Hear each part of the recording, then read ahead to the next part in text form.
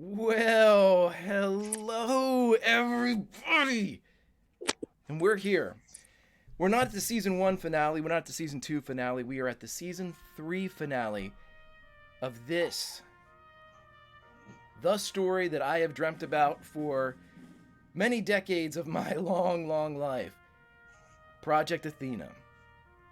I have no clue. As your keeper, I will be completely honest with you, the audience, and with my players surrounding me.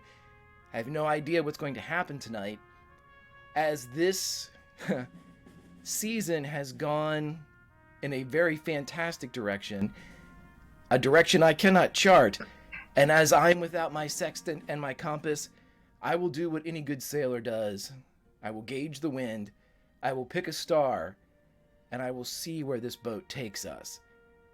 But until we get where we need to go, we must first start upon this journey. And as I always do, I will look straight up.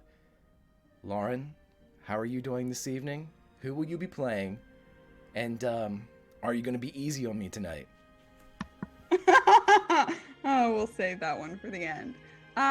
Right. Things about, yes, tonight. I don't know. I feel weird. Hello. I'm Lauren. I'm Salty Ginger over on the Twitter. I don't know how I feel. I feel good because this is my favorite night of the week, so I feel pretty good. And I'm playing Sabella Ives, resident psychic, bookstore owner, lover of showers. And am I going to go easy on Greg tonight? I'm going to go as easy on you as I always do, Greg. Always. Fantastic. And I'm just seeing as this comes up in chat, there's somebody by the name of It's Just some summer job.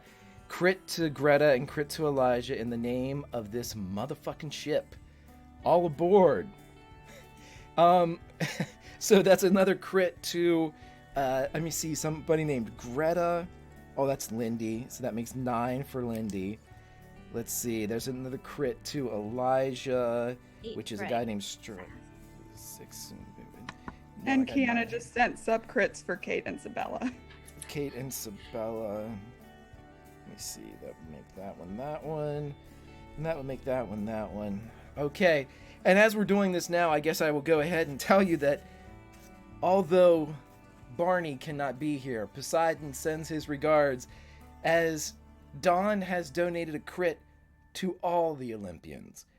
And, listen very carefully, 1 magic bullet to the world's greatest sniper.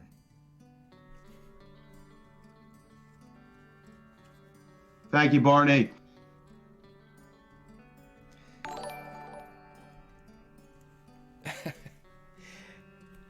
Alrighty, so as we have heard from Lauren, as we have heard from some other Olympians, let us jump across to the man that just subscribed. Strider, how are you doing, my friend? Who will you be playing? And will you be easy on me tonight? Hey, what's up? Strider Heap playing Elijah Sawyer.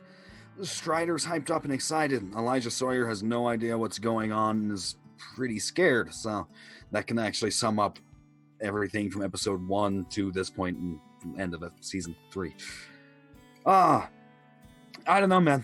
Got lots of crits. Got lots of magic bullets now. We'll make it super easy on you. We'll just completely eviscerate like all of our opponents, and we'll kick their asses so hard it'll be really easy. There'll be no math included. You can just deal with picking up the little bits. That's the kind Right. of talk I like to hear. Right. And you guys do remember that I've been saving the crits that have been donated to me since season 1. And of course, I don't follow my own rules because who am I going to give experience or sanity to? So I banked them all for just such an occasion. Let's drop right straight down to the man with the magic bullet.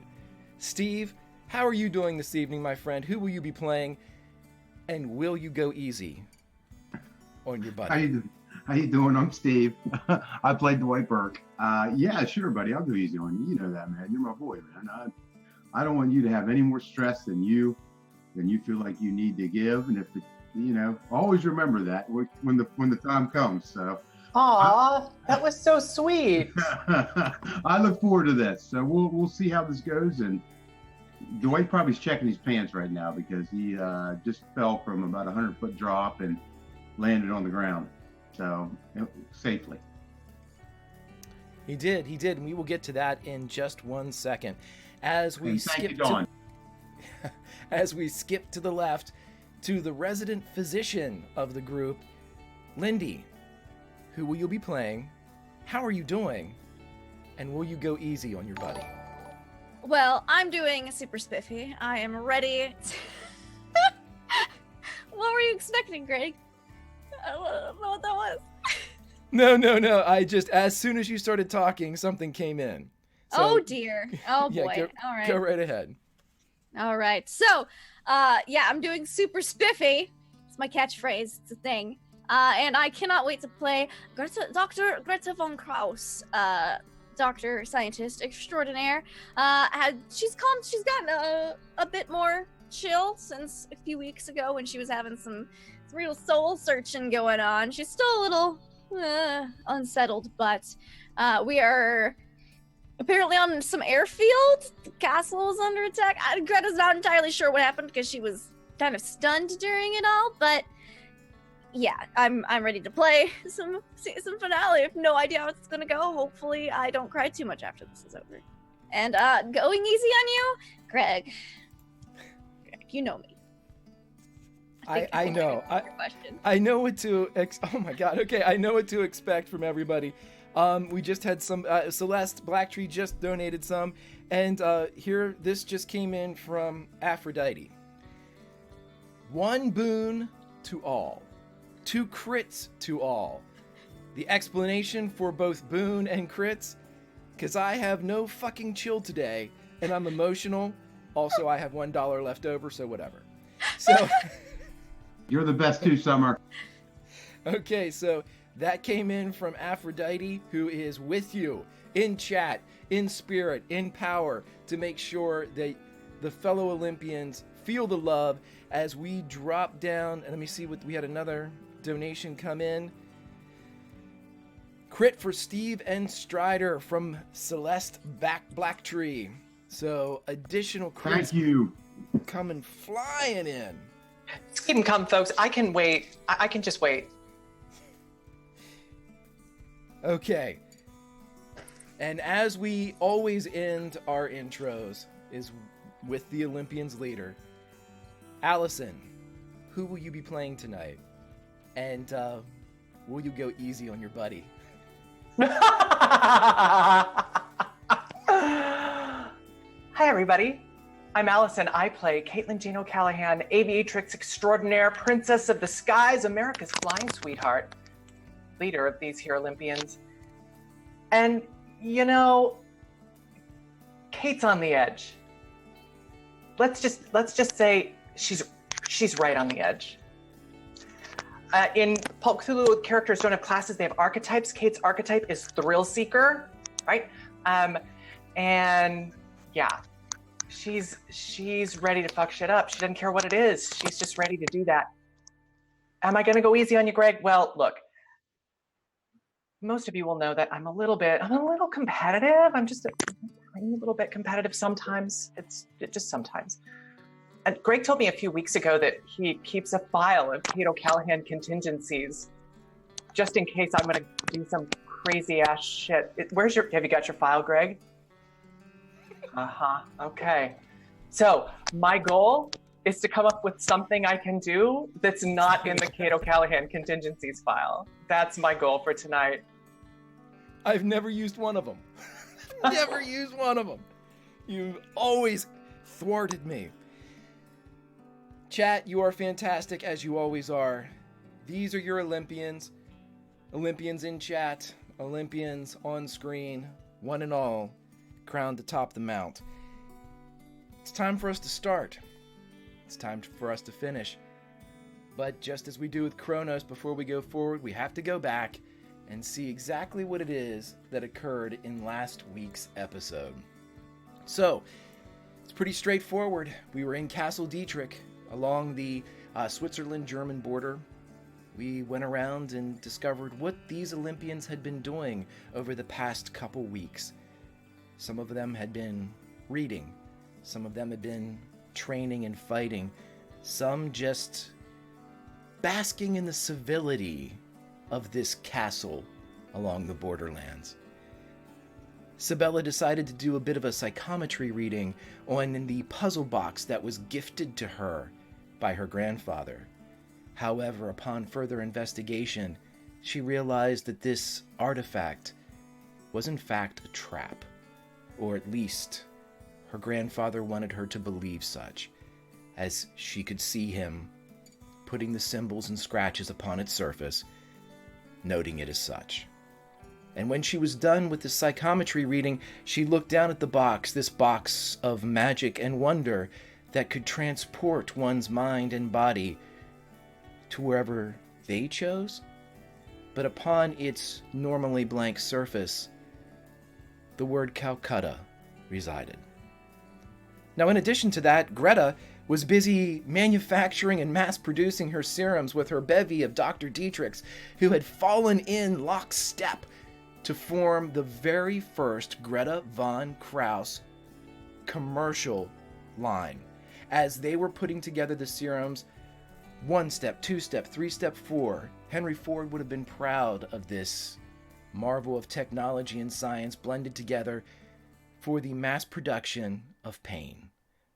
And as Greta had some time on her hands, she decided to take up an American classic written by Mark Twain, a book called Tom Sawyer. And as she began to read this book and perhaps glean information that was contained both on the lines and between them, she was addressed by several of the Dietrichs who wished her to read Huckleberry Finn, who wished to be in a book club with her, who wished to simply be around her. But where there was an intellectual pursuit going on in the mind of Dr. Greta von Krauss, there was something much more carnal, much more physical, and much more present out in the courtyard, as for his own reasons being apparent only to himself, Elijah Sawyer, not to be confused with Tom, decided now was the time to throw down in some bare-knuckle fighting with one Dwight Burke. And as one would expect when a silver-tongued con man who couldn't talk his way out of 4 knuckles, Elijah got his ass kicked by Dwight in the dirt, in front of Dr. Greta von Krauss, in front of Cato Callahan. Pleasantries were exchanged throughout the fight, and some revelations made, but ultimately it was a clearing of the air, perhaps?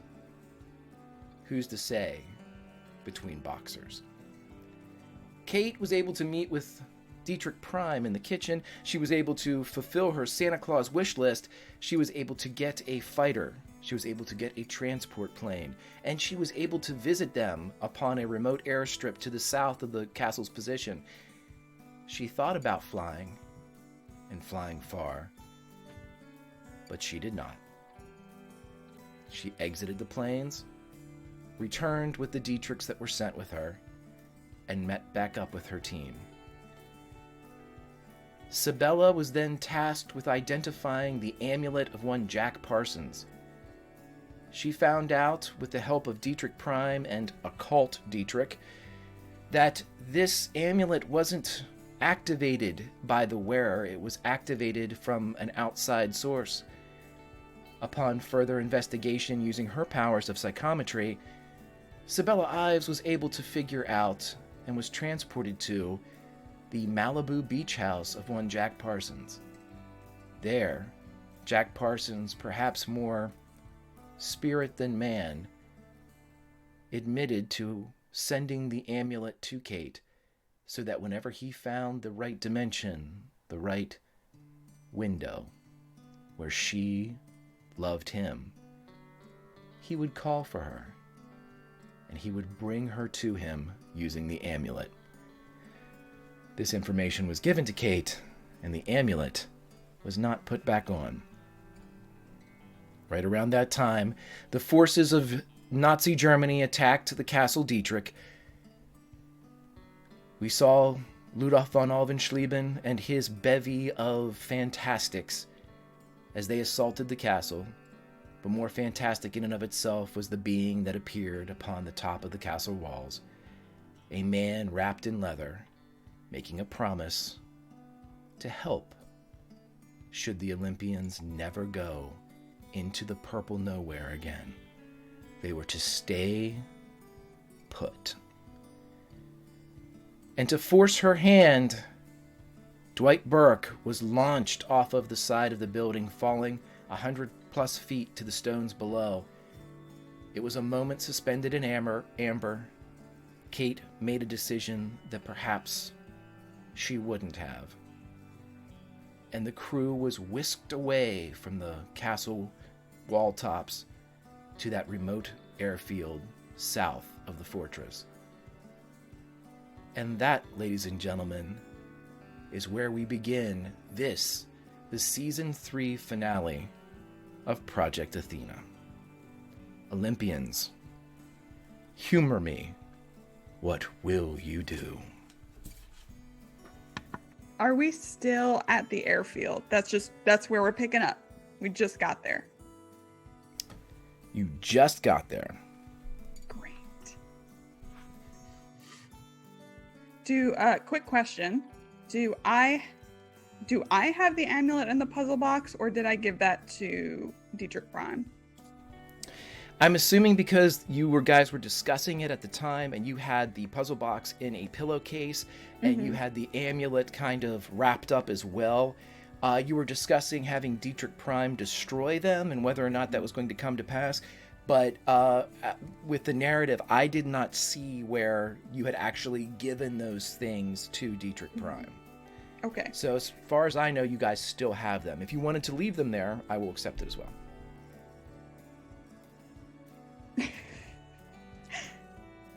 Okay.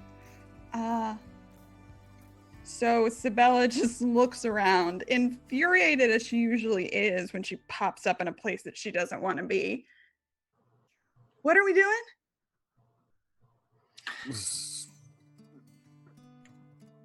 Soldier boy, you alive? Dwight is probably. That was a fucking close one. He's trying to like dust himself off. Do you need medical attention, Herr Dwight? I got all the hit points back, Cheech. You didn't lose any from the fall, but any you had lost before are gone. I got hit with 14. So that's Then I'm down 14. I'm down 14. 14 you have taken. I lost a bet. I owe man some money. Kate steps over to where Dwight is laying on the ground and offers a hand to him. And if he'll take it, she pulls him up to his feet, kind of brushes off his collar and says, "Huh, saved by a little girl. Again." And then she turns toward the plane. Ha! Here's a band-aid. I will just first aid him real quick. Always keeping score. Like I tie a bandage onto like the worst wound. Sabella's looking. How far is the airfield from the castle? Kate would know that it's 10 to 12, 13, 14 miles. Infuriating, man. And I could be talking about any of them. So we're just leaving. We're gonna go? How are Elijah and Greta's recollection of that? Because I remember Yeah, we were both like, there's some fuzziness going on there. You two would have been kind of peripherally dreamlike, twilight aware of the events that happened before the transport. Everybody else Sabella was trying to wake the two of you up. Dwight was busy falling to his death. Kate was the only one that has a purely vivid recollection of the conversation with this wrapped man. Sabella would probably have heard everything. But as far as giving it her full attention. She was unable to do so as she was trying to bring you guys out of it. You guys would know what happened. You would know that Kate had a conversation with this. But we wouldn't have know the specifics. You would have been able to, yeah, I'm going to say that you guys would have been able to hear it. It was more like you were in a fugue state that kind of dulled your ability to react, but not so much be aware. How's that?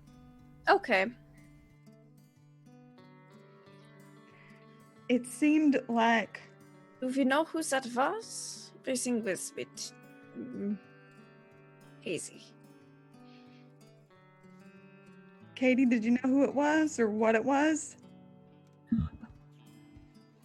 No, I don't know for sure. Said his name was Jack. I don't know what any of it means. My least favorite name. Who, Kilgrave? Who knows? It's time to make some decisions about what we're going to do from here. And as I recall, I had been overruled at our last little get-together. So we're working for Mr. Dietrich now, I guess. Where am I flying this bus?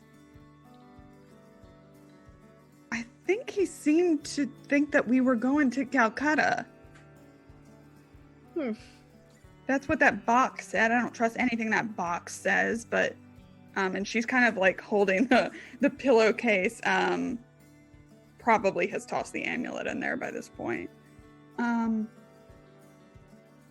don't know why we would go there. It's been, I don't know how long it's been since, that's where they wanted us to go. That's where the crown, the other part of the staff is. I don't know why we would go there, why they'd still be there unless they couldn't get it. It has been months, hasn't it? Right, it's been, some I time. think a month. Because we were 2 weeks here and then a few days in Berlin. Maybe it hasn't been that long. Maybe a little under a month, but I don't know why. Unless they couldn't get it without us, they wanted us to go there, at least according to Joseph. Well, then we should not go there. But he seemed to think that that's where we were going. That's where he wants us to go. The Yellow Death was there, maybe Lancaster's there too. Yeah, to recap, you guys had heard that the Yellow Death was present, that a person matching the description of Lancaster was present. Joseph Dietrich Prime told you that that's where he believed everything, kind of the nexus of everything was. And in addition to that, the papers that you found in Berlin that Maxine Schmidt was looking at, and in a couple of the other places that you researched, all pointed towards Calcutta as being some place of interest. Well, then, if that's not the case, then perhaps Calcutta was even more dangerous than Berlin was. Dangerous and where everyone's going to be. I hate to miss a party. Well, I want it's to kill not- Lancaster. Yes. That feels weird to say, but yes. I would like that too. Okay. So we go there. The only other place I can think of going, I just can't imagine that they didn't get what they wanted from there in 3 or 4 weeks. Unless they couldn't get it without us. The only other place I can think of going is Connecticut. Connecticut. The Meadham Dude. Estate. Yeah, right. I have a deed from there, correct? Yeah.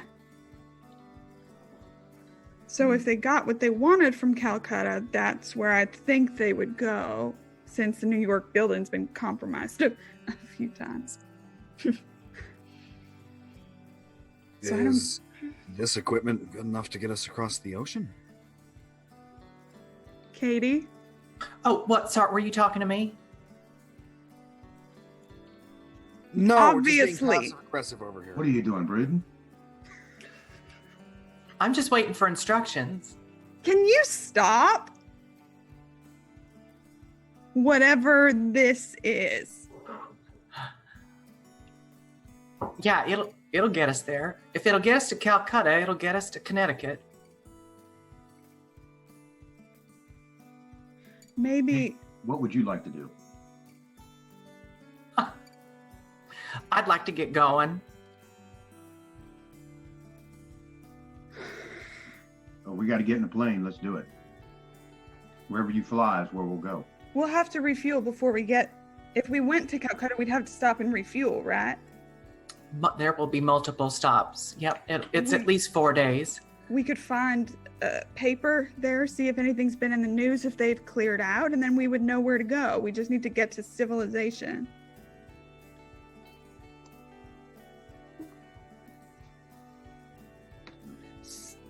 I think we have to find out if they're still in Calcutta, and I think that's the way that we should go until we can find something out. Fire that death trap up. As much as I love doing exactly what people expect of me, I think I have to agree, actually.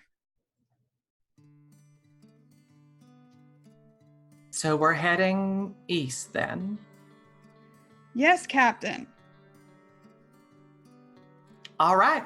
Well, let's load up. You're really playing this out. Okay. I wait until they're all busy. What's around us? Is it like, are there trees around us? Is it flat? What is the terrain like? This is a very plains-esque area of Switzerland. You're able to see, obviously, the Alps are ever present, but right here you're not in any thick wood. It's the perfect place for an airfield, someplace that didn't have to be, forested or anything like that. So it's a small shack, a hangar, if you will. Although the planes, just the two of them that Kate had picked out and were provided by Dietrich Prime. No personnel, no tower, no vehicles other than just this simple private airfield. Okay. And there's another plane here, right? One that we're not taking. Yes, it appears to be more of a fighter craft. Okay. I'm going to take the pillowcase with the trapped artifacts, and I'm going to go over to the other plane.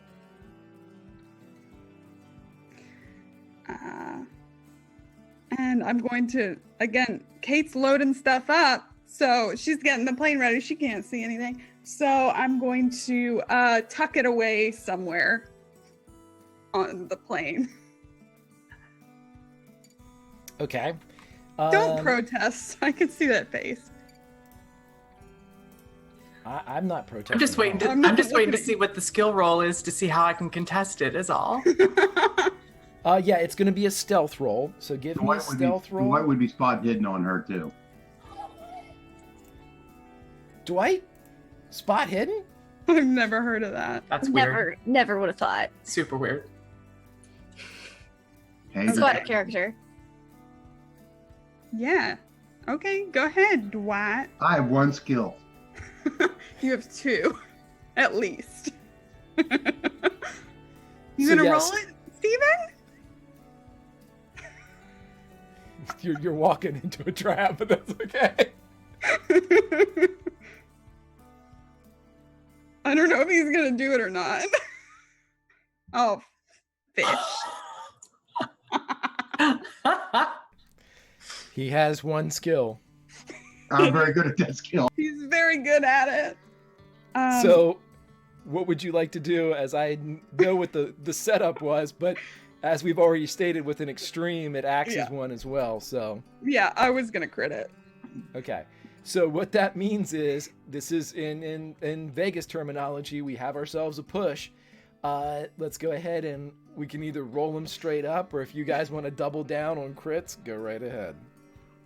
I'm not critting nothing. I'll just roll it. If she wants to crit it, I'll let her have it. No, it's fine. I don't know why you'd be looking at me. I'm very inconspicuous all the time.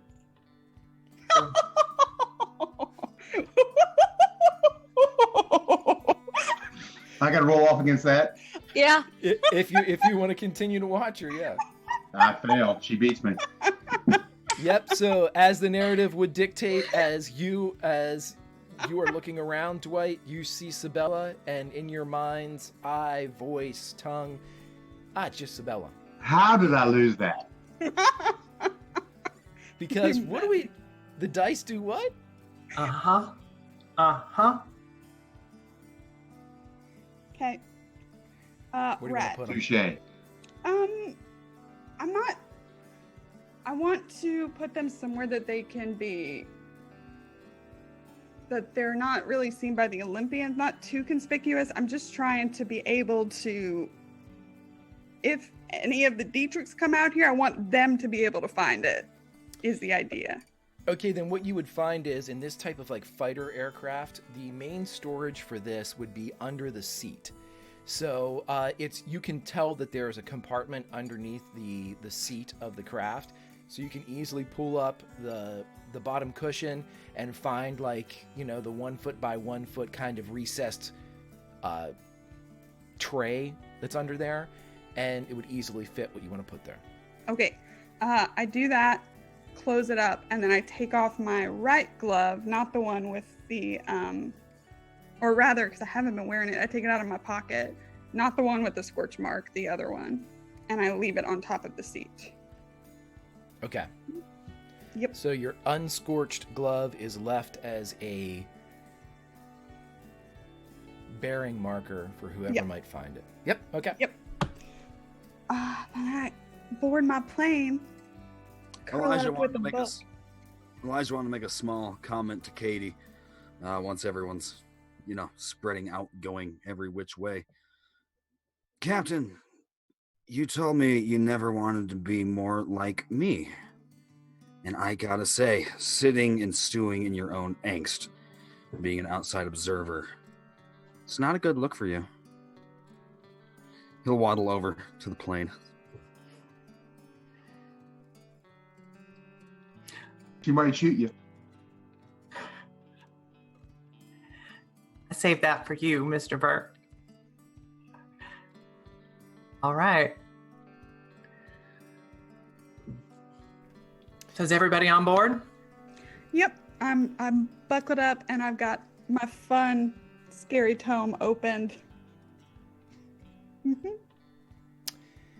And with a roar of an engine being fired by both flame, fuel, and air, the plane, under the expert hands of Cato Callahan, takes to the sky. Sabella, you have something you want to do on the way there? I will take 2 crits and you can have it done. Yes, sir.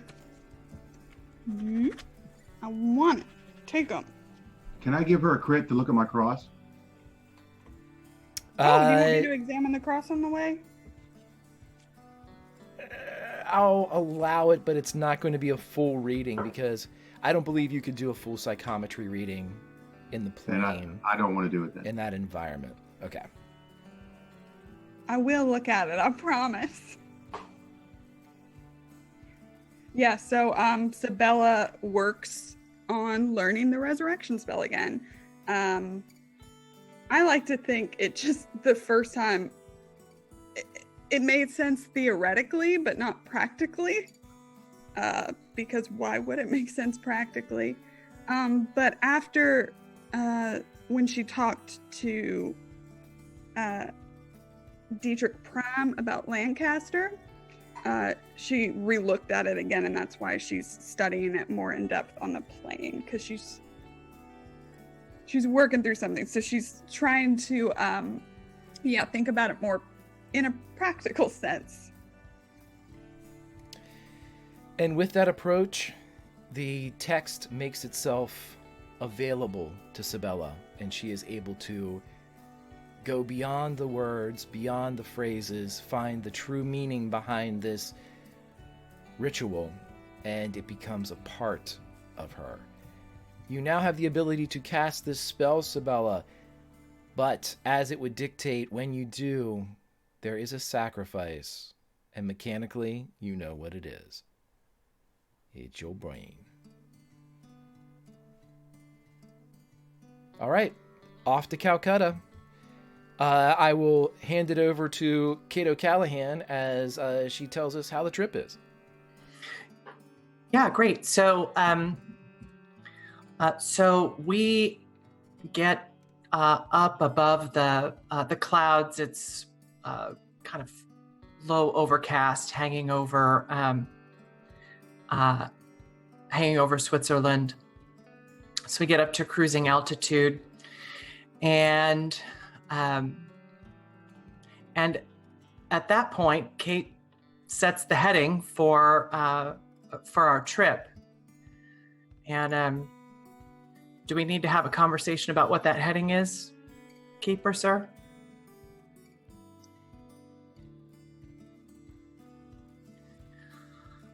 Well, I just want to make sure that I allow any of my fellow players to make any checks that they might need to. We are above the clouds, though, so there's no terrain visible. Are you? Can I do an intelligence?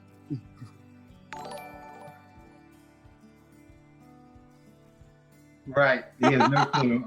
So I'm shaking my. If she's doing, he's in it. That's all that matters. He would not spot hidden that shit. So.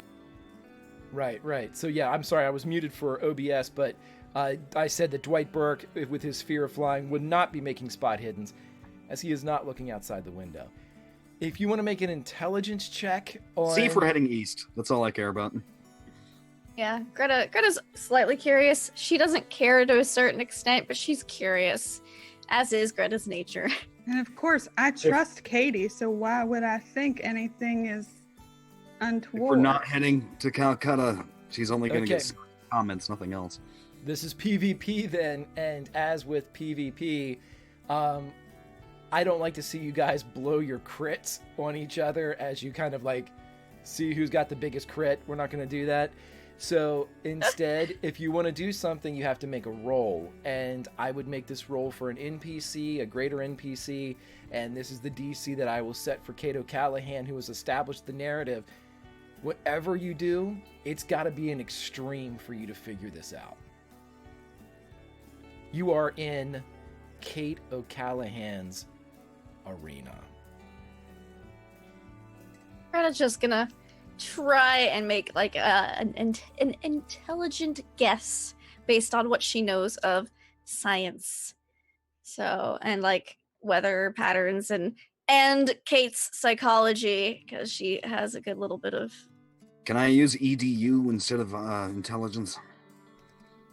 No, EDU is basically what you would use to be able to pull facts up, be able to wow somebody with general book knowledge. Intelligence is the gleaning. Intelligence is the ability to read. So that's the one that you would be using here. You don't need to know what page Kate O'Callahan's on in the encyclopedia.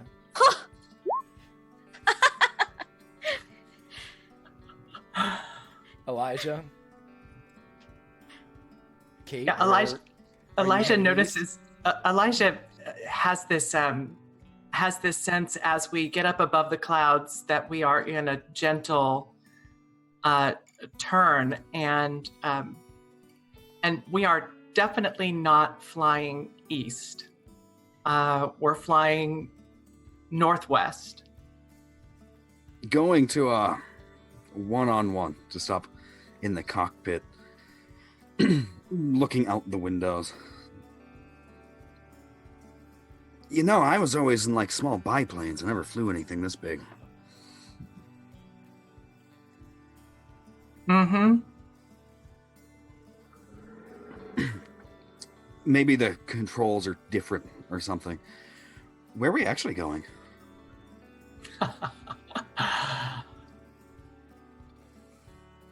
Why don't you go back and buckle up, Buttercup? You'll find out when we get there.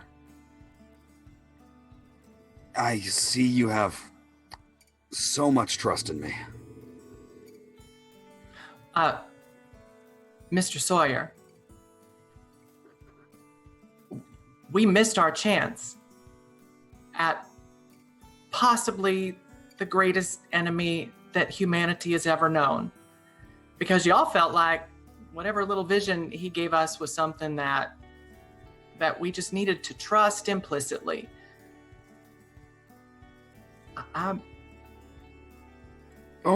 We can have a conversation about trust if you'd like. Only person I trust implicitly, Captain, is you. So, take us wherever you want.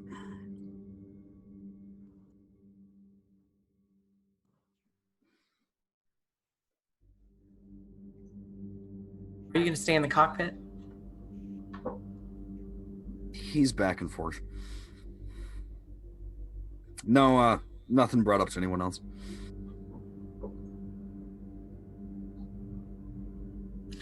All right, well, about 3.5 hours later, as we begin our descent, we break below the clouds. And anybody looking out the windows? Yep. No. As we break below the clouds, you see a craggy coastline and then the white cliffs of Dover.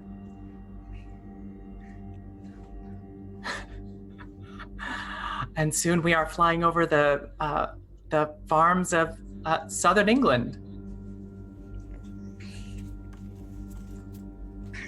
I'm going to. Yep, there it goes. I knew we could do it. Good job, Allie. I stalk up to the cockpit. Dwight would know England. Kate? Isabella, you need to get back in your seat. We're about to land. I don't need to do anything of the kind. What are we doing here? We're doing what we should have done all along. Which is?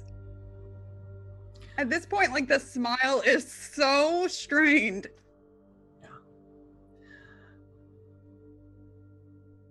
We're gonna land. I'm gonna land this thing a little bit outside of London. We're gonna get into the city to the U.S. Embassy, and we're gonna make contact with our government. You couldn't have done that from anywhere else? The other direction? Well, I can't believe, out of character, I can't believe I'm fucking about to say this. Last time I checked, Project Athena was not a democracy, Miss Ives. Why don't you go take your seat?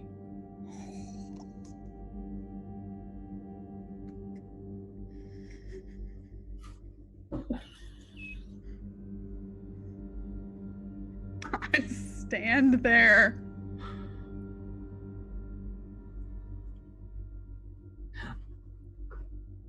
Look, Sibella, it's gonna get bumpy when we get down below the cloud. Elijah's been kind of looming, so he's going to snark in. As we begin our descent, please buckle your seatbelts and make sure your seat is in the full upright position. Why are we landing? Kate's finally decided to be the leader, everybody. Now I'll go sit. I imagine Greta has never unbuckled this entire time based on her previous plane experiences, and she's just finishing up Huckleberry Finn, and she kind of just looks over at Elijah, and it's just like, I don't want to know what is going on, do I? Nah, I couldn't tell you even if I knew. Dwight will now do a spot hidden out the window where he thinks we're at.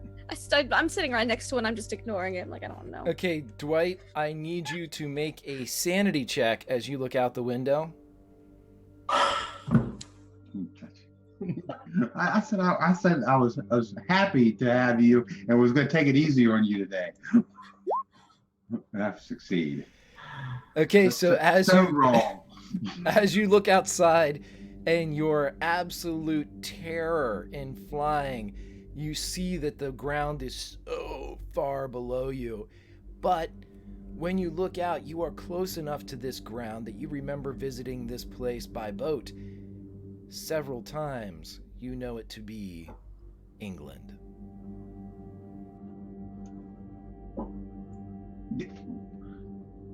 Yeah, Dwight's probably, what the fuck are we going to do in England? Have tea? Yeah, he's not getting up. He's not going up to the cockpit. He has no interest in going that way. He's just going to scream everything he says. What are we doing in England, Kate?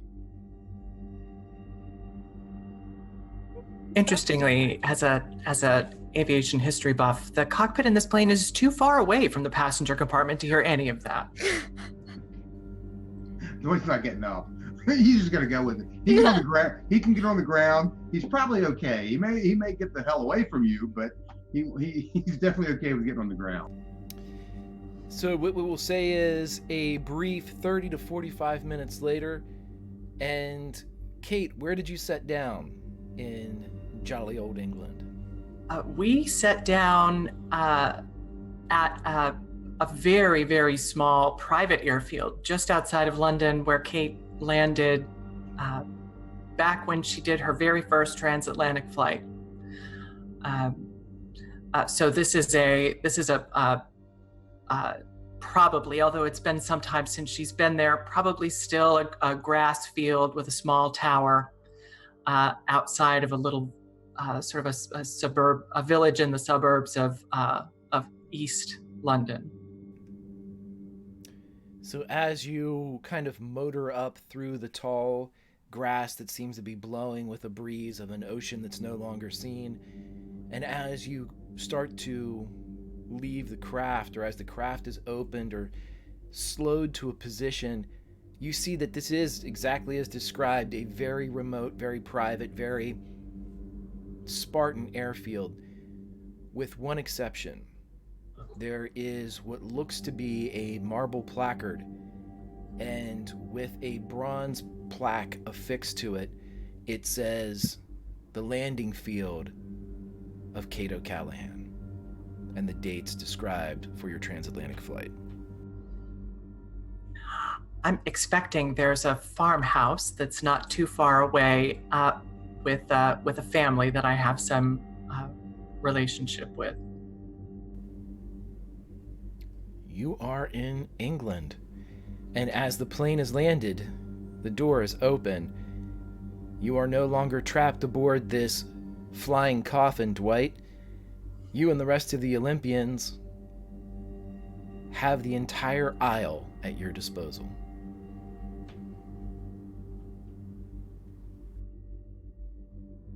He climbs out of the cockpit. Do I see Kate? Cockpit on this plane has it's got a canopy exit, so I don't have to get out through the passenger compartment. You and your The knowledge. nerve. Stop your knowledge. The gall. It's okay. I do this with Greg about houses. I understand. I am muttering. And furious. elevators. The elevator And safeties. Wait. Kate lets the canopy roll back and climbs out onto the back of the fuselage and onto the wing. I will say this: if any of the Olympians want to catch up to Kate, you're not going to be able to disembark as quickly as they would. So if you guys want to catch up, it's going to be just below the nose of the craft. When are you going to trust us?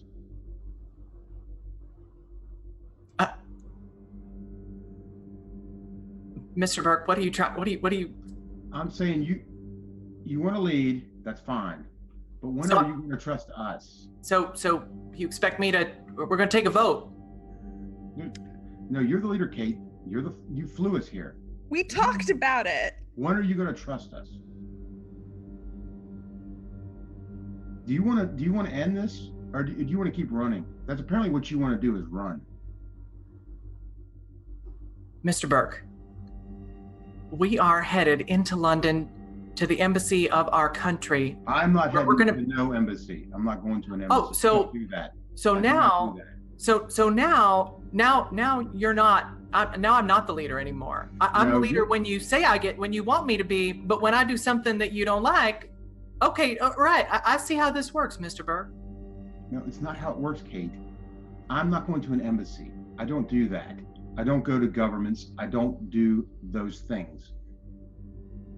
It's nothing to do with you. If you want to keep trying to take you at an embassy, what are you Mr. Burke, sir. Go ahead. If you want to keep trying whatever meager things at your disposal to try to take down these gods or monsters or aliens or whatever they are, you're welcome to it. But I'm tired of being a puppet on a string. It's time to take this fight into our own hands. Going to an embassy? Kate, Dwight's like, look, you are the leader. You are who we need you to be. But this is not the right answer.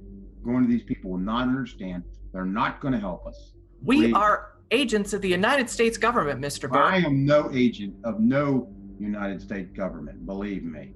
I've been there. I've done that. You do what you need to do. I'm going to stay right here at this plane. You could have said something.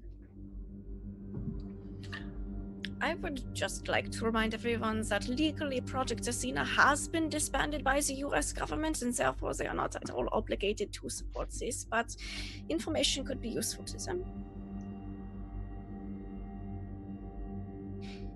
You want to tell the US government what we're doing? Do you not remember that we saved the life of the President of the United States of America?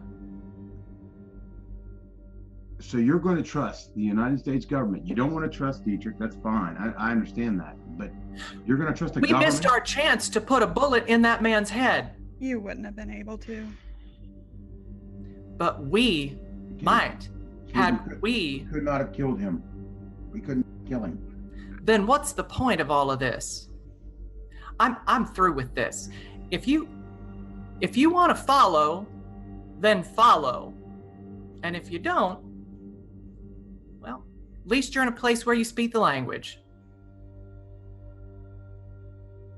Fair enough. And Kate starts to walk toward the farmhouse. Elijah's going to follow after, motioning to Greta to come on.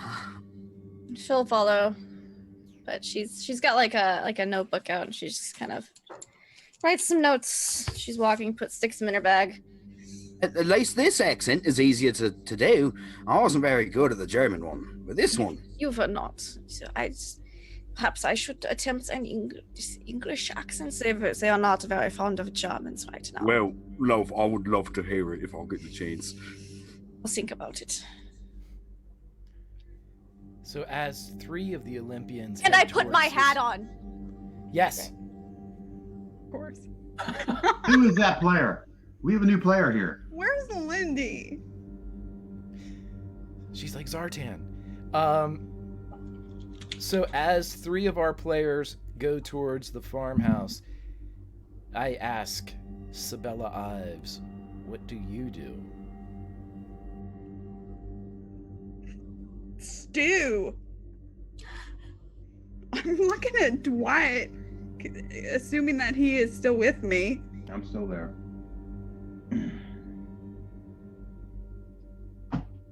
There's nothing we can do. Such a mess. We cannot fly a plane, Sabella. We can't get there. Doesn't look that hard. Well, you good luck. I'm not stopping you. I'm not getting in there, but I'm not stopping you. Wow. Wow. You're not there. I trust her. I get in the plane with her. I trust her. I put my life in her hands, and this is what she does. Ugh. All she had to do was tell us. I would have, any embassies, governments, I'm not doing that. I do not do that. Nothing good will come of government, believe me. Do I have any contacts in Great Britain, Jeej, that I would know of, potentially? Why don't you roll a luck roll for me?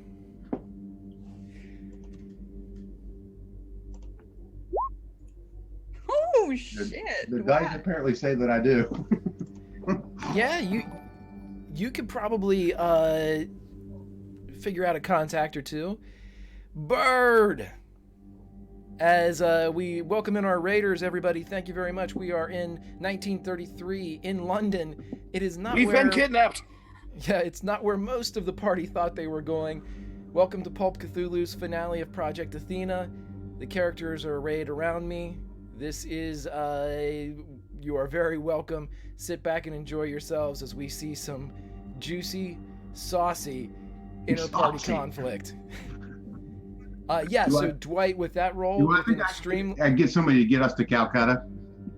Yeah, you think that, you've done so much work in the European theater, and you've had to deal with transport both from England to the U.S., vice versa, and then to the mainland or to the continent. You think that you could probably, it might take you a day or two to kind of, reconnect with a couple people, but yeah, you're pretty sure you've got at least 2 or 3 people just off the top of your head that you could call and get a hold of to see if you could get like transport or flight. I've helped a lot of people out here, Sabella. I can try to work on getting us transport if you want to go to Calcutta. If that's what we want to do, we're going to be short, but I see what we need to do. She's seeing red right now. Okay. Well, we could tell the others, because some of us are communicative. Of course. Tell the others, some of the people that you know, so they could find us when they're done measuring things. And I'm going to go to Calcutta. I don't know where. Ooh. Yeah, let's start, because we certainly can't get in a plane with her again. I mean, she's just like the rest of them, whisking us off places that we don't want to go. Just like all the people she doesn't like. I'm pacing and angry. Okay. It just lights up a cigarette. He's like,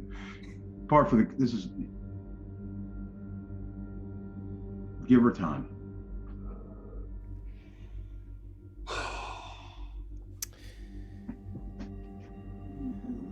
So we're going to hand wave the angst a bit as I ask a question of both groups. As I ask the group that consists of Kate, Elijah, and Greta, I assume you all are headed with Kate to the U.S. Embassy in London. And then I ask the group that consists of Dwight and Sabella, where are you headed? Is it together? Where can I take you? I'm following Dwight. Yeah, Dwight will probably try to make some sort of, he's gonna go. Where can I go to make calls? I mean, I see a farmhouse, I guess, right where they are. Yeah, that's probably the best thing. Yeah, we're gonna say for lack of you guys waiting at a farmhouse for a ride, you all get a ride into London proper. We're gonna say it is not together though.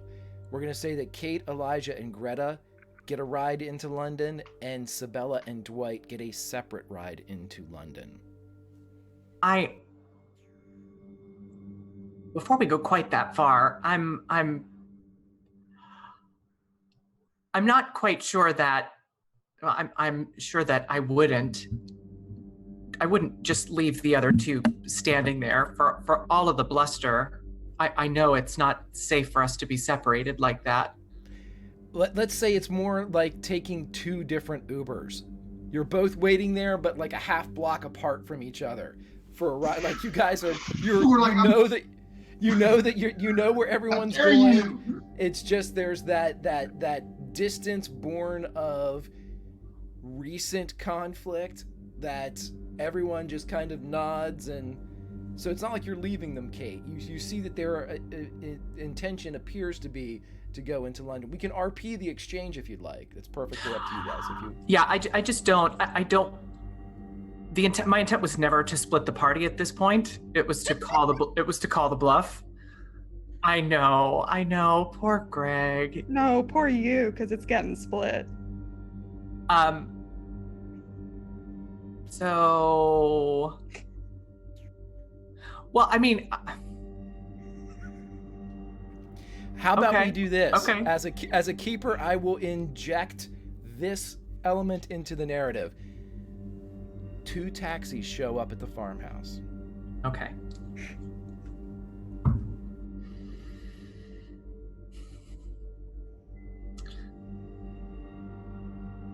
So, Dwight, do you need to give them names? so they can find us. Probably the people that I know, Jeej, would I want to give them names? These people Give are the doing me name- favors. They're doing me favors.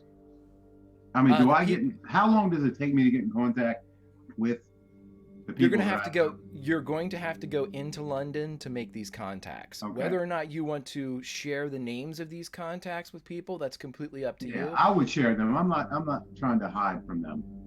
You know, listen, I know people that can get me to Calcutta.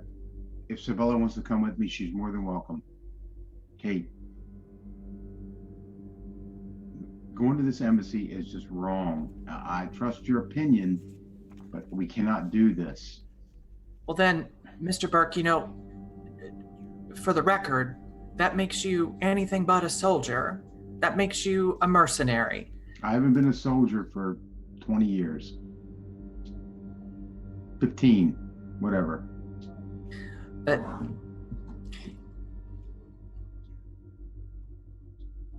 I've been a mercenary for 8, 9. I gave that up though. I'm ready to follow you. but only if I do what you want me to do. No, No, Okay. no, you're not. But you are unreliable, Kate. right, you're not doing the things that we agreed upon. If you want to say I wanted to go there, then we discuss that. I asked you in that airfield, where do you want to go, Kate? And you snuck us. I took command, Mr. Burke. No. Like I should have a long, long time ago. Dwight looks at Greta and Elijah. Is this what you agree with? A good leader looks after morale and keeps her troops in line together and happy. She can't do that, but I'm gonna keep an eye out on her. Sawyer, you confuse me. You really do. Look, how long can an embassy trip take? Well, who's to this say point- next time we get on the plane and she doesn't go somewhere else? Go to the embassy. At this point, an older Go to the couple embassy. in their 60s comes out of the farmhouse. The older gentleman, kind of bowed with age, they appear to be in their late 60s. And as they come out, he gets a small Model A-esque truck and brings it out up the walk. And as soon as they see Kate O'Callahan, always the most famous person. oh, it's Katie. Katie, come here. And they come and they embrace her. And within moments, they present the truck as a means by which to transport Kate O'Callahan and whoever would like to go with her to the City of London and perhaps the U.S. Embassy. Perhaps. I mean, she could be saying that she wants to go to the embassy. You never know where we're going to turn up. Well, I don't know where we're gonna wind up. But I will make sure that She may be talking to Jack Parsons in the front. I don't know. I am gonna make sure at the end of the day we all wind up in the same place. All right? Oh, we all have to go to London. Yeah, Dwight will take a ride. He's not like, you know. I'm petty, but I'll ride if Dwight is not- going. Dwight's not petty. He's not going to the U.S. Embassy. You can drop me off anywhere you want. Okay, well, because I'm the keeper and because I love these kinds of questions, there are, with the addition of the lovely couple that will be riding to London as well, there are 2 seats in the truck. And then, of course, there's the back of the truck. Who would like to ride where?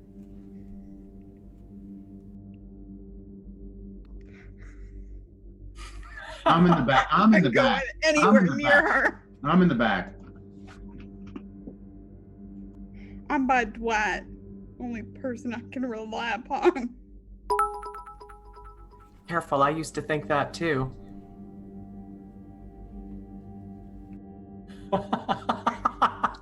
My God. God! I'm gonna drive. Zing! Yeah, there's the zinger. I'm gonna unless Ollie sits in the driver's seat, I'll drive. Oh, are you kidding? To have his truck driven by Kate O'Callahan, he will gladly scoot to the left and allow you to drive. Mm-hmm. Back in the truck. Gretel'll sit in the back. Not sure I'm in the truck. Well, the truck's leaving. Are you in or are you out? It would probably be, Dwight was already in. It would probably be a surprise thing that he would see Kate start driving. He's like, oh, fuck. Okay. Dwight, roll a spot hidden for me. It's a gas stove truck. It's a gasoline vehicle. Do you know how uncomfortable Greta is right now? Extreme. I'm just an extreme Yeah. Parker today, He man. is killing it. That is fantastic. Everybody but Dwight, please take off your headsets.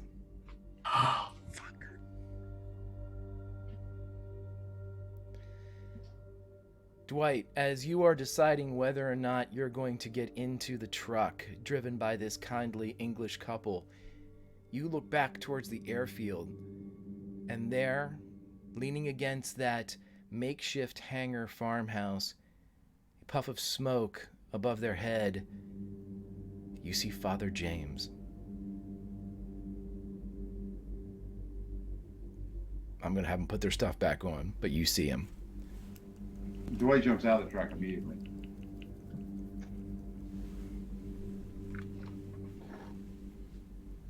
I'll catch up. What? I'll catch up. Sibel, if you want to come with me, you can. Well, I'm not gonna leave you. Yeah, Dwight jumps out of the truck. Have fun, y'all. I guess we'll see you around.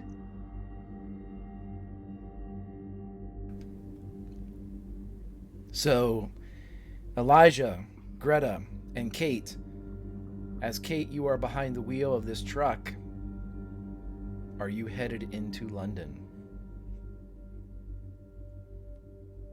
God,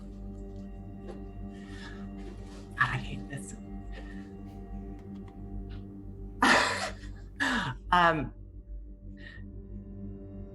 Kate fires up the truck, puts it into gear, and starts driving. The car drives literally about 10 feet, and she slams on the brake, puts it back in neutral, and pulls the emergency brake, and jumps out, and stalks over to where Sibel and Dwight are. What the hell is wrong with you two? What is wrong with us? Dwight's he's walked straight towards where you told me to walk. Yeah, I'll let Dwight go. What is Toward- wrong with us? What's he walking toward? He's walking back towards the airfield. Okay.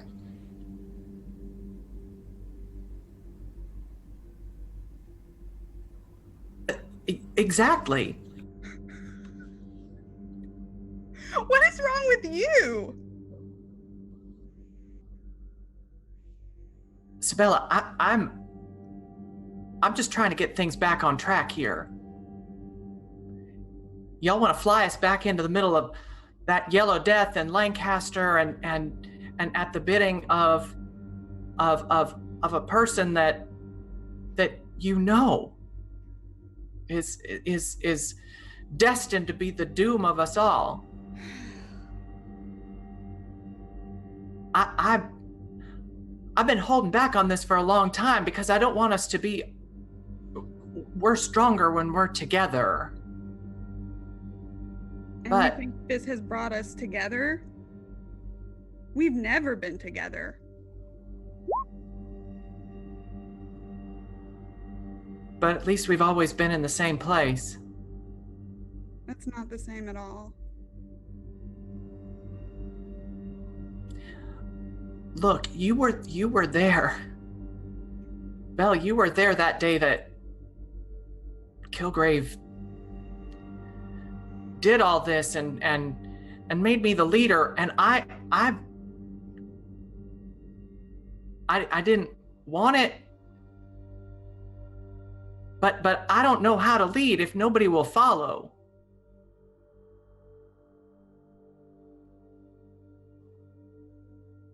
I've made some mistakes, and I've been impulsive and rash, and I know that. I know that.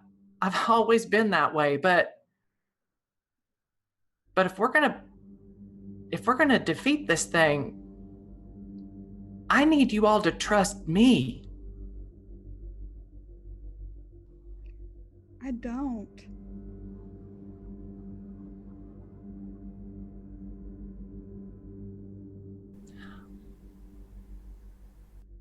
We won't survive on our own. You know we won't. I don't even think it's a bad idea. You could have just said something. They're gonna hunt us down one by one. And I'm one of the lucky ones. They're just gonna shoot me.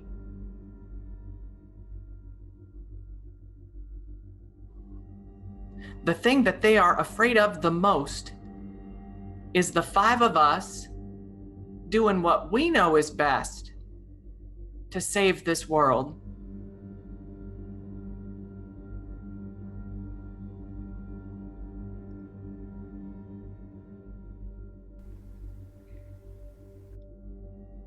I'm sure we can wait for Dwight and go with y'all. I don't know if we're already too late in Calcutta, but if we're too late in Calcutta because of this, it's your fault. That is also what leadership looks like, Belle. Don't call me that anymore, please.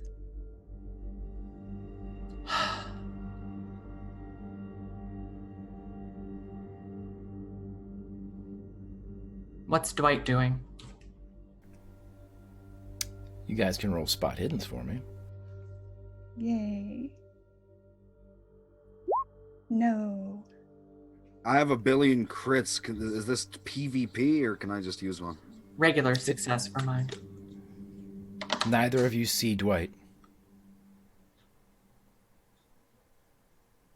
Like he's just disappeared? Like he was walking towards the airfield and perhaps he, followed the roll of the earth. He is currently not in your view. I'm sure he'll be back. I trust Dwight Burke. And I walked to the truck.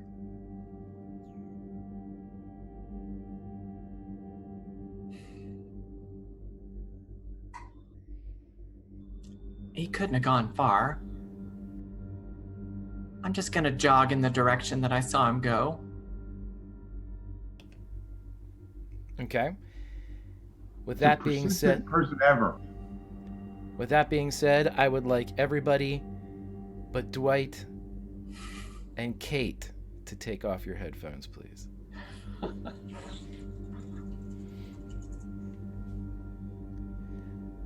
Dwight, when you get up to the makeshift hangar at the airfield, you see the man that you know as Father James smoking a cigarette by the corner of the shadowed area. Kate, you are in the tall grass, and as you have run to catch up, you are within earshot. Hello, my boy. I've looked for you for a long time. I need answers. Today was the day when we would meet. Were we to meet here? We were to meet this day.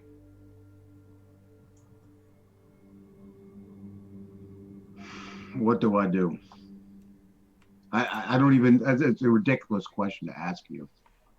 That I'm even asking, what do I do? I want to believe in the people I'm with.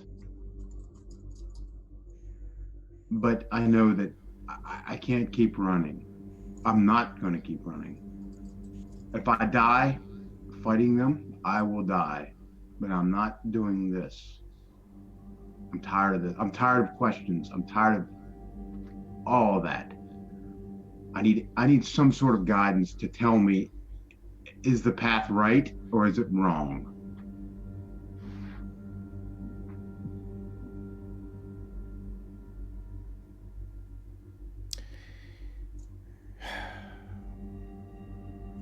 You are a tool, a weapon, I know. but you are also a man. And you have beliefs and faith. And so I needed you to come to this realization yourself. You must take your leave of them, my son.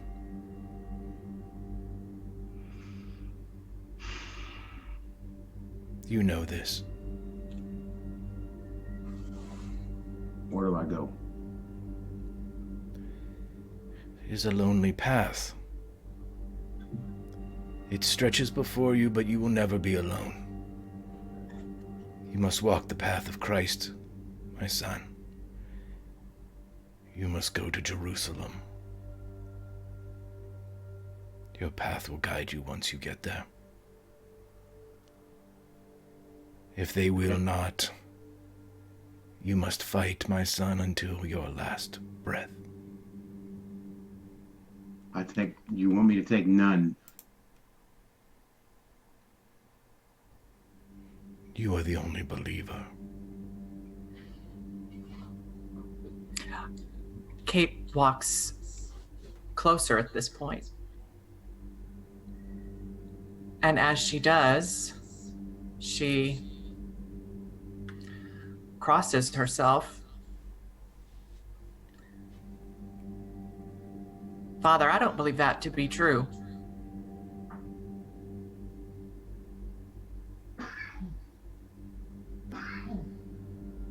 Hearts are bigger than actions, and I can see both.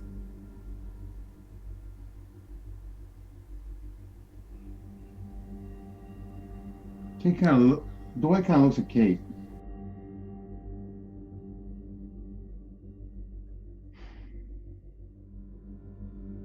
I have to go. Why?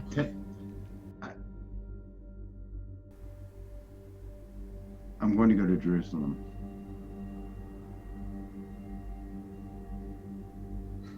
You want to take Sabella with you. She can't go with me. Why?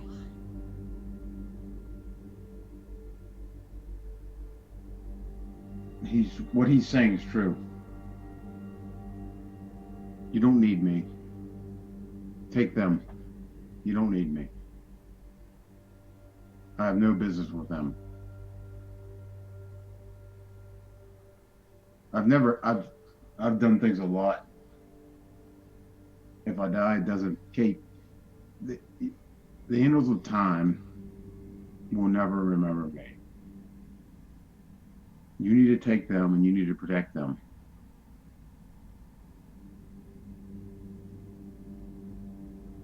I will do what I need to do, I guess. So I go to Jerusalem. He looks at James. James reaches into his vestments and he pulls out a bullet. Who's it for? You will know. And he takes it.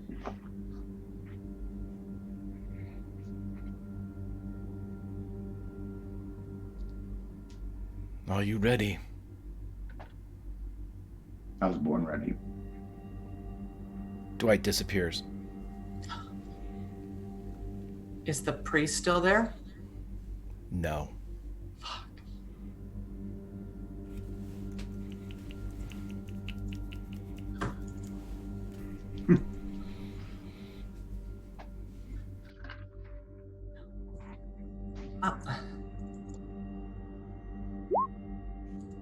That was for you, Greg.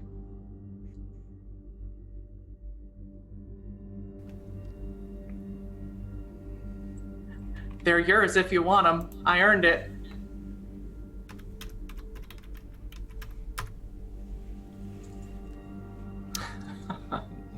One sanity loss. Yes, sir. As Cato Callahan watches Dwight Burke vanish.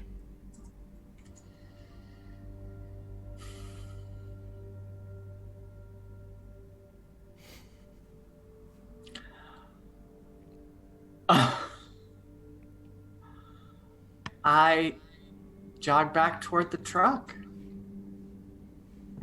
What a party you must have been having in that field. Chat's going insane. I know. I think Chat needs to make a sanity check. Seriously. Is Dwight coming? Dwight's gone. What do you mean he's gone?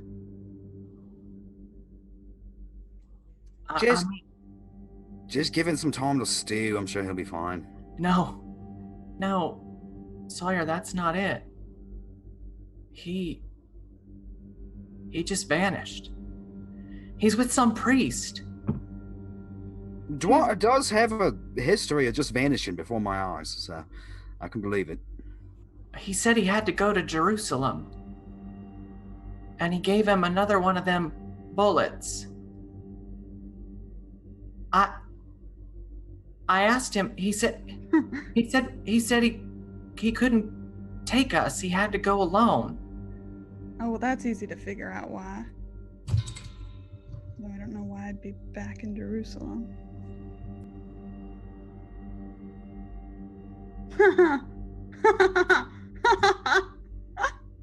All I know about Jerusalem is it has something to do with Dietrich.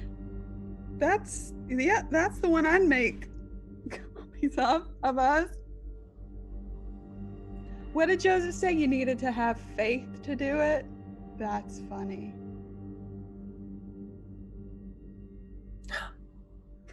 Ollie, my old friend. Yes, love. And with this, I throw the truck into back into gear and turn it around back toward the farmhouse. Would you give a call to the whoever it is that supplies petrol for your tractor? I'm gonna need a fuel up out here, and I think maybe we need to go. Radio, yeah. Absolutely, Catherine. I will. Let me. And he disappears inside. Greta's gonna lean over to Elijah and say, "Oh, I thought we were going to the embassy." Jesus Christ, that is spot on. Wow. I have a headache. I've had a much more of the English accent, the English than the American English. Fantastic. Well, petrol takes a while. We can still get over there, right? About an hour and a half, 2 hours later, a fuel truck rumbles up the road. And as this is 1933, it is a very obvious fuel truck in that it's got a sort of resting on its end dome instead of lengthwise. It's resting from tip to tail. And as it rumbles up the rickety, unpaved road, it comes into the drive of the farmhouse. And the passenger side, which most of you, with the exception of probably Greta, equate to the driver's side, opens. A man steps out, produces a cane from the footwell, and begins to walk towards you. You all know this man, except for Greta.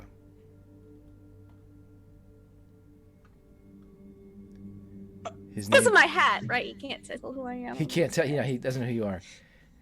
You recognize Quentin Shapiro. Oh, no! Talk to him, though. You did talk to him, yeah. He liked me. Is he the one with beady eyes? He was the annoying one who hated us, and I spilled water all over him. And the broken leg. Yep. Yeah. He has beady little eyes, he does. Who's Hi. that? Oh, it's a pleasure to see you all again. Why? If you wood, why don't we, if you wouldn't mind, the leg still doesn't take to the weight. Perhaps we could sit somewhere in this quaint farmhouse.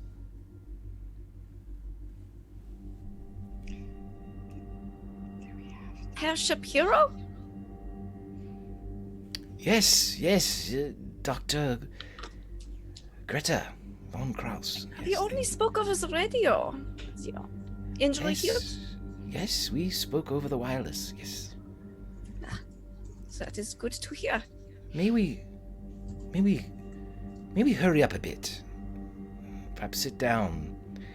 This won't take long. I'm one for no first impressions. Let's do it. You're not English. At all.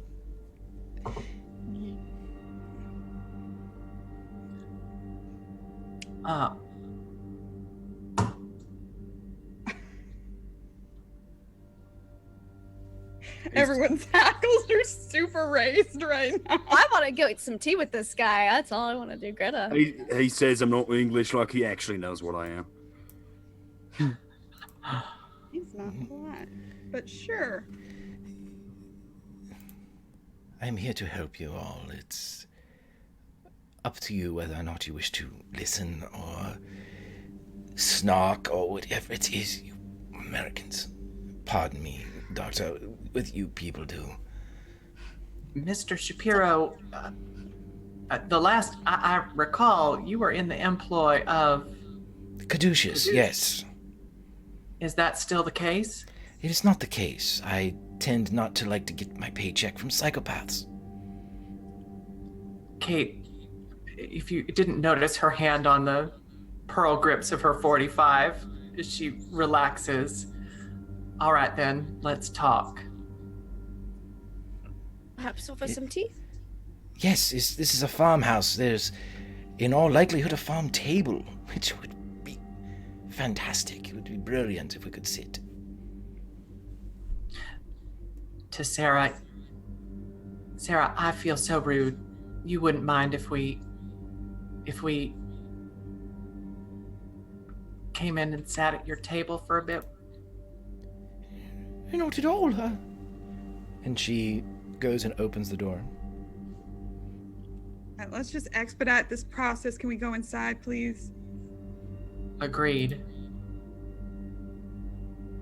So Quentin very gingerly makes his way as if he's only been on this limb for days, maybe weeks, as he slowly, one step at a time, takes the three up to the quaint porch of the farmhouse, makes his way in, and eagerly takes the very nearest chair as he sits down to an audible crack from either his hip or his knee. You are not sure which, as he lets out a sigh, whether in pain or relief, as he is off of this leg. Yes, much better. If you all would just, sit. This won't take long, as I said. That's good, because we don't have much time, Mr. Shapiro. What have you got for us? Are you all sitting, or are you basically surrounding him as he... Greta's sitting. Elijah sits. I'm standing and pacing. I'll even pour him a cup of tea. Thank you. Civility reigns supreme here. I'm sitting, but only because I would feel rude to my friends if I did not. Perish the thought. Shall make this quick. You are, or were, operatives of the United States government. You should know that, That's what I was just saying. That's what I was just saying. Yes. Fantastic. But, the operative word there, of course, is were. Your newly coronated, or what you inaugurated, President Franklin Roosevelt, he has, publicly disavowed any government affiliation with your group. privately, he has pardoned all of you for any crimes that could be brought against you by either your own governments or the world stage. Your Project Athena is disbanded. I wish you all well. If you need transportation back to the States, I can surely arrange it. It is the least I can do for helping me back from the jungles. Unfortunately, I think we just need fueling up so we can get to Calcutta.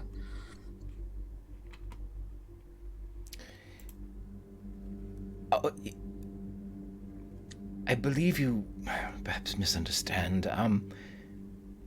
Though you don't have any current warrants or crimes hanging over your heads, you are not affiliated with any government agency, therefore you are not afforded or awarded any type of special circumstance or benefit. Should you proceed to work as a group of individuals who have become known to many of the governments of the world, you will be targeted as terrorists. You are not wanted. No one needs your kind dictating the course of human events.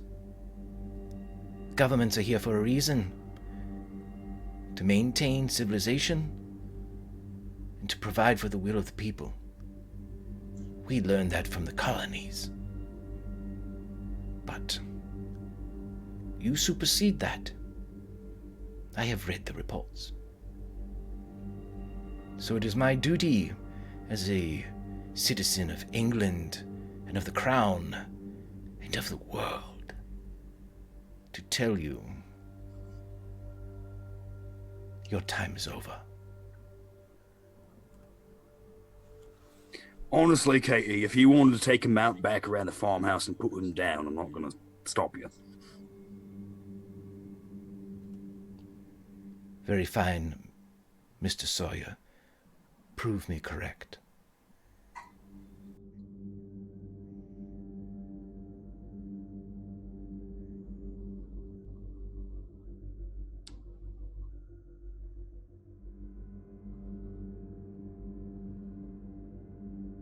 Well, I can think of only really one response to all that. As my friend Phil Castillo would say, go fuck yourself. Yes, your dead friend. Yes. Sabella, be polite, let him fuel up the plane and then tell him to fuck himself. Oh, is that how it works? I've never really cursed before. You gotta milk at someone for everything they can possibly give you. Like all the utility. Make them work for you, then tell them to fuck off. I understand. Thank you, Elijah. I don't know. I thought it was pretty good. Yes, I've been told to fuck off several times now. It is a thrilling experience, I can assure you. I can imagine. Your plane is being seized as we speak. There will be no refueling, but I was and am true to my word. I will provide you with transportation back to the United States, or, and he looks at Dr. Greta, your country of origin. I will let you know, Dr. Greta von Kraus, your name is not among the list of Olympians for Project Athena. You are a member in good standing of the international scientific community, and there are people here upon the Isle that would protect and support your research. I know of one such man who is here right now and who wish to extend an offer of joint scientific pursuit. Who is this individual? His name is Dr. Oppenheimer.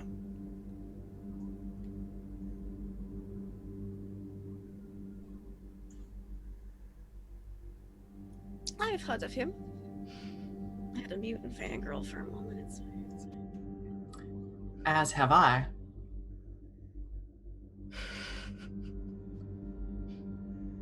Ladies and gentlemen, I think we need to get moving.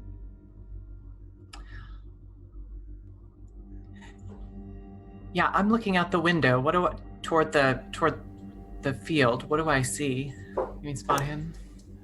Without the need for a spot hidden, Kate, you see that the plane is being directed by a guide truck that arrived by the opposite side of the airfield. It seems to be drawn into the hangar as several men, many of them armed, are facing back towards the farmhouse. Kind of suppose you have us between a rock and a hard place, don't you? perhaps a night at one of the local hotels in London too, so that we may all consider our options and where we would like to go. Don't want to agree, but I will. Yes. I'm looking back over toward Sabella to see what her reaction to all of this is. Anything at all? White hot fury.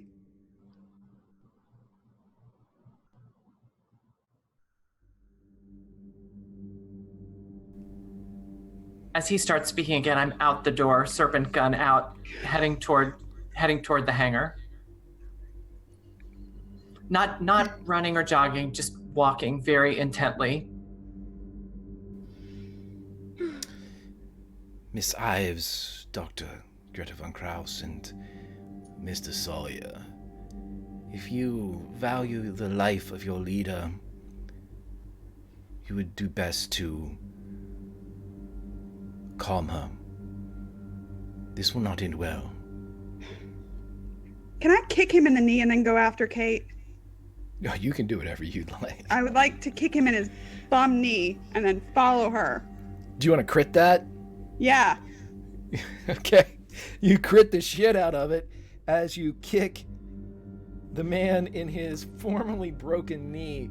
I don't. There is a as he drops to the ground, slides out. There probably is a fair amount of urine involved with the amount of pain that he's in as he clutches and cradles his shattered joint, painful joint, as you rush out of the farmhouse. Katie, stop.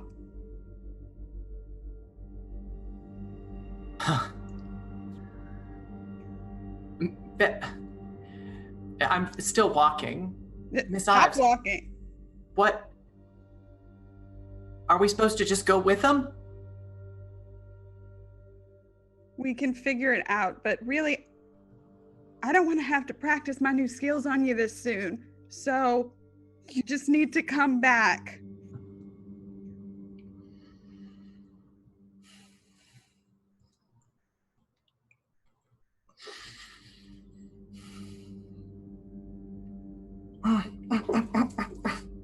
It would be different if Dwight were here, but he is not.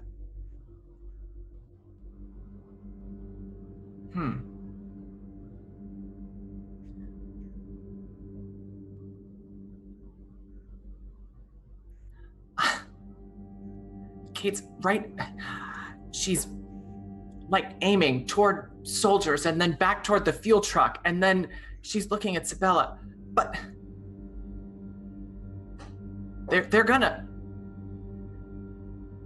Sabella, they're gonna put us in jail or something, or we're gonna be by ourselves and we're not gonna be able to do anything about this. We have power now.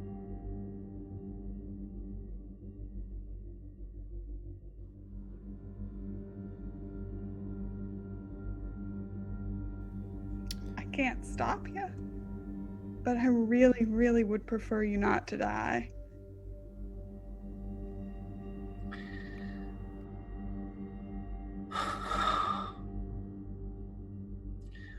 Well, that makes one of us.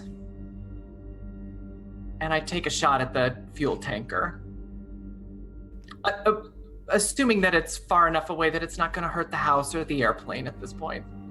It's right at the end of the driveway, so if it goes off, I can't guarantee. As I haven't watched this episode of Mythbusters, I don't know what happens when you shoot a fucking fuel truck about 25 yards away from a farmhouse. No, I've blown up friends' houses. Thank you. It doesn't end well. And me before too. I don't like it. Which Elijah has something he wants to do. Like he has Elijah and Greta, I'd like to know what you all are doing during this exchange between Sabella and Kate. Before Kate takes any actions, we'll say that this is occurring simultaneously. Yeah. If Sabella cannot calm her down, would you like me to sedate her? Elijah stands up right after Sabella walks out, and he kind of looks out the door, giving them just a second to space out a little bit, get a little further away. No, unfortunately, I think she knows what she's doing. We're family now, Greta, and we can't let one of us run off. I don't care about the world or what's going on, saving people or Americans or douchebags, any of this. We need to go find Dwight. That's my... He's gonna stand up, walk over, like shake his head at Shapiro. I never did like you too much. If I can use a crit, I want to pull out a 32 and place a bullet right between his eyes. Absolutely.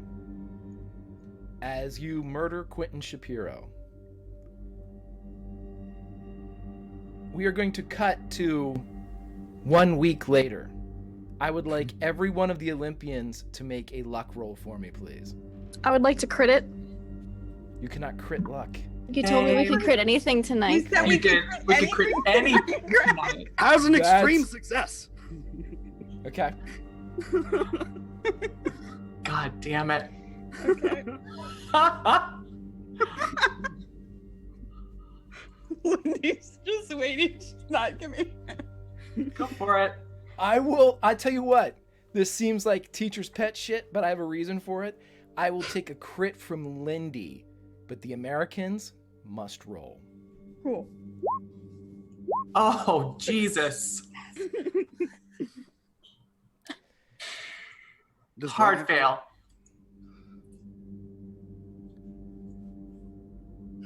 We cut to a prison. Yeah. Inside the prison, we cut to 3 Olympians laid low. One of them, a man that goes by the name of Elijah Sawyer, is going to be tried for murder. The other 2, his accomplices. The third, a German national, has been pardoned by the English government, but she has been asked to do something quite particular with her newfound freedom, as she is ushered into a laboratory where she meets one Julius Robert Oppenheimer.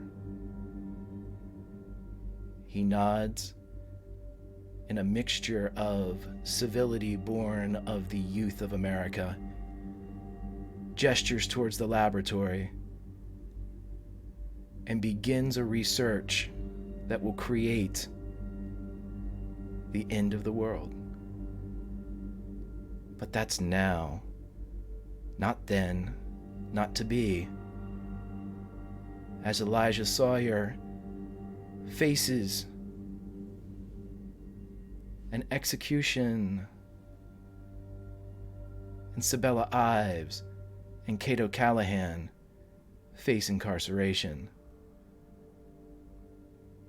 and Dwight Burke arrives on a mount in the city of David, a mount named Golgotha. And that, ladies and gentlemen, is where we will end this season of Project Athena.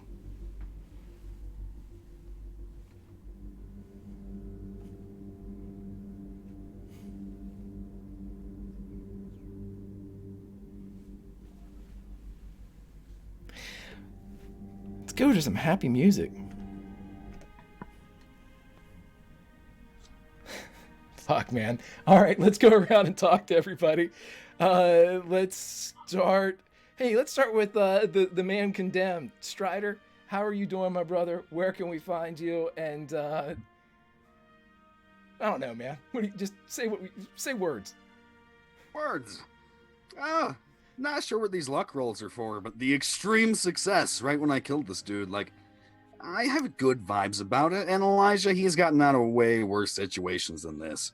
It was We'll the be extreme fine. success to escape being murdered on sight. You were taken into custody. I'm sure. Well, catch us at the beginning of next season when Elijah Sawyer goes, "What, me? I'm not Elijah Sawyer, that guy is." And until then, I've been Strider Heap. Check me out on my Twitter handle. I play this game on Sundays. Want to play video games and more stuff with this group of wonderful people here. So keep your eyes out. I'm sure we'll be doing something. It's a pleasure. Another season under our belt. And I have no idea what Greg has in store for us next time. But I'm waiting on the edge of my seat.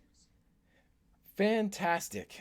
As is Greg. As we jump, I'm going to go over to the animated Lauren, who, everybody, if you ever have the chance to play Left 4 Dead with that salty ginger, know that someone will always have your back. And I know that she always has she's going to have my back right now. I know it, and we're going to go to her. Lauren, how are you doing?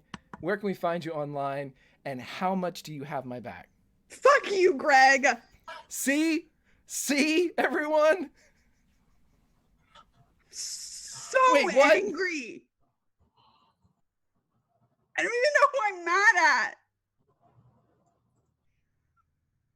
I'm not mad at myself. That's what I know. It's probably you. Oh, I'm mad at you. I'm mad at you. Motherfucker. Hi, I'm Lauren. I'm that salty ginger over on Twitter. I play games on the internet with my friends. They include these people here on Sundays. It's so fun. I'm gonna be on Scraticus's channel tomorrow. Alice DMs a really cool Eberron game. It's our second episode. That's at 6 p.m. Eastern. And then I'm playing games with Greg next week. So weird. Yeah, you are. Am I though? That's the question. I I don't think I'm playing games anymore. It's politically been escalated, right? Yep. Yep. Right.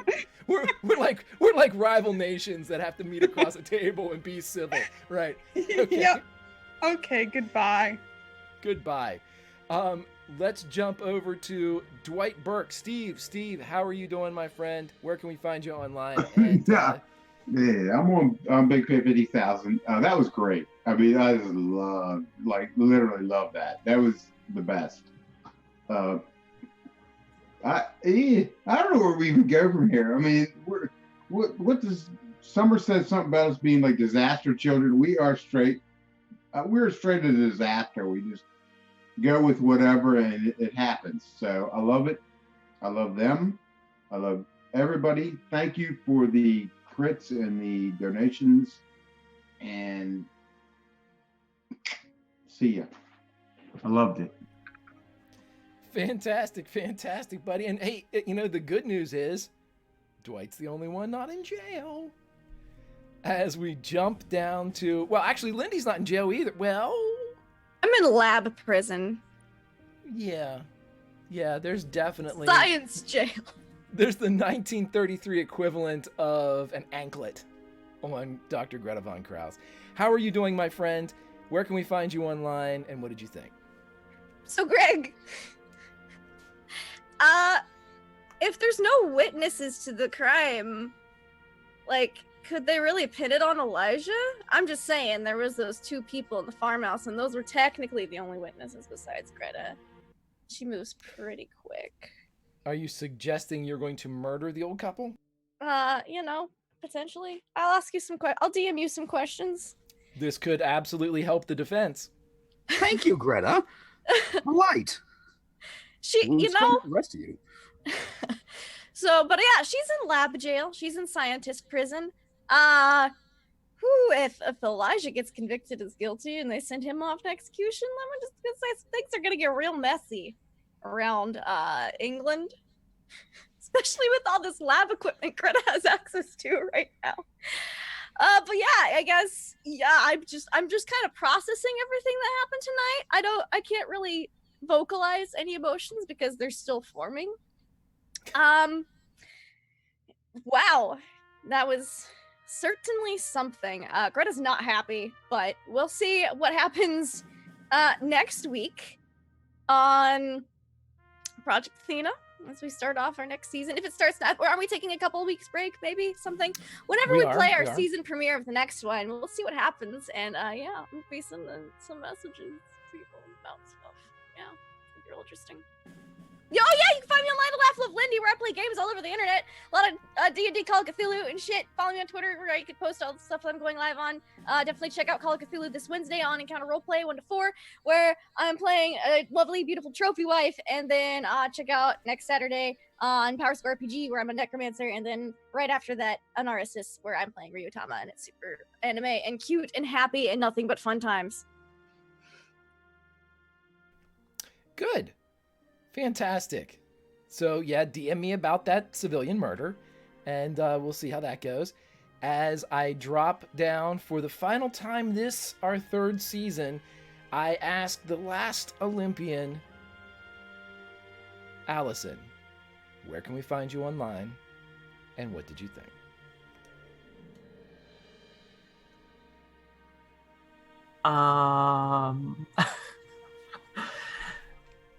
So I think there were, when I think about this in the context of character development, the good and the bad here, right? I mean, the good is, I think Katie's learned some lessons. She didn't blow up her friend's house, right? I mean, you might not. That feels like growth and development, and I feel good about that. On the other hand, there's this one piece of this that's really sticking with me, and it's just gonna bother me till next season, which is Kate O'Callahan is not a fucking accomplice to anybody. Nobody. No, you got us into this all by yourself. You were Well, I the mean, leader. it was all her idea. I'm just a hint. 100%. All right, good.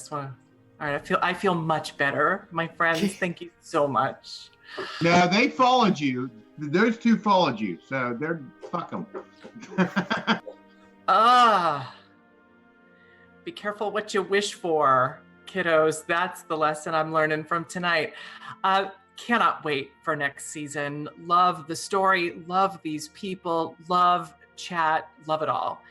Until then, you can find me rotting in jail at Twitter, Allison Robinson with 2 L's and a Y. I talk about all the other cool RPG-related stuff that I do there, including a fantastic new D&D 5e game coming up on Wednesday nights in the Dragonlance universe. So check that out. Fantastic. And to mirror what all of the Olympians said, chat, you are the best. I said it yesterday on Project Kronos. The love for this universe is profound. It is felt in the hearts of all that play it, experience it, and watch it. I certainly, as the keeper who has a front row seat to the creative genius of these players, it's amazing. I couldn't be more appreciative of everybody's involvement. The donations were absolutely fantastic. If there's several donations from several of both of the shows that will be appearing next season, because I want them to have their special place in the sun. So we do have boons that are coming. It may or may not be like a file inside of a cake for a couple of these people. We will see exactly how that pans out. I will also say, for my last words for Project Athena, this entire universe here in 1933 with Project Athena and Project Kronos, this has been in my mind since I was a very small child and I was reading Pulp Fiction. And I never in my wildest dreams did I expect to find a group of people that wanted to tell this story with such passion. It is a joy to behold. It is a privilege to be a part of. And it does a young boy's heart so much. It's so much joy to sit and watch. They allow me to put them through hell. They love their characters, and they love me to hurt them. It's called passion. It's I called have creation. never said that, Greg. I know. And it's something that once witnessed can never be unseen, nor does it want to be unseen. So I thank you all from the bottom of my heart. As for the beginning of the next season of both of these shows, we will be taking a couple weeks off. Please follow me on Grimjack21502 on the Twitches and the Twitters. Please follow this channel to receive notifications of when we go live. We will be playing in between there, so please make sure you follow to see what we're up to. I got to get ready for the final season of Project Athena, which is coming up. Season 4 will be the last season of Project Athena, and it will be one that I am going to try to put not just a bow on, but to put a period on. And I want to give it its due. I will also tell you this, that our first episode features God. So, I'm going big. Please follow us here on Fridays. We have some undead shenanigans going on from 12 to 3-ish for the month of rest of September and through October. We have 18 people playing, really good fun. Also, we're going to be having, as Allison mentioned, May Black Roses Bloom, a Dragonlance Ravenloft game DM'd by none other than our Barney from Project Kronos. Donathan Fry will be joining us in the DM seat. I get to play a fucking knight. Listen, when Sturm's sun shattered, so did mine, and I'm playing a knight.